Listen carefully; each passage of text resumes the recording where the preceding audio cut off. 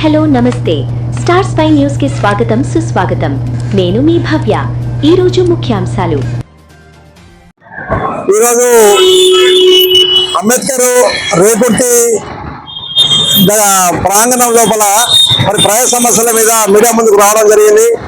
గత కొన్ని సంవత్సరాల నుండి దాదాపు ఇక్కడ ఏదైతే రోడ్డు మీదకి వచ్చిన బిల్డింగ్ మరి ఆ బిల్డింగ్ ఇప్పటి వరకు కూడా పర్మిషన్ ఉన్నదో తెలియదు. 30 ఫీట్ల రోడ్డు ఉండాల్సింది షెడ్ లేకుండా రోడ్డు మీదకి వచ్చింది.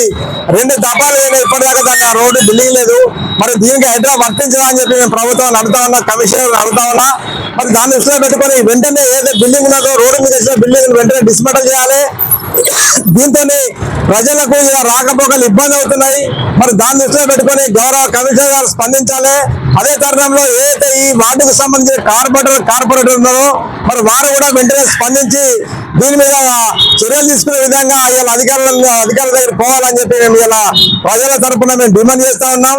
మరి అంతేకాకుండా వెనుక బిల్డింగ్ ఏమో 30 ఫీట్ల షెడ్ బ్యాక్ ఉన్నది. మరి ఈ షెడ్ బ్యాక్ లేకుండా దాదాపు రోడ్డు మీదకి వచ్చింది. మరి దీన్ని చూసుకుంటా అధికారులు ఎందుకున్నారు? కమిషనర్ గారు చాలా సార్లు దీని విషయంలో మాట్లాడడం జరిగింది. మరి అయినా కూడా వారు పట్టించుకోలేదు.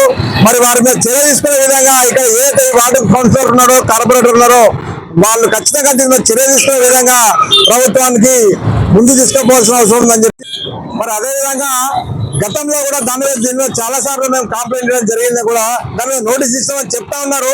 మరి చెప్పినా కూడా 2 సంవత్సరాల నుంచి నోటీస్ ఇచ్చినా కూడా ఎందుకు చర్యలు తీసుకుంటలేరు?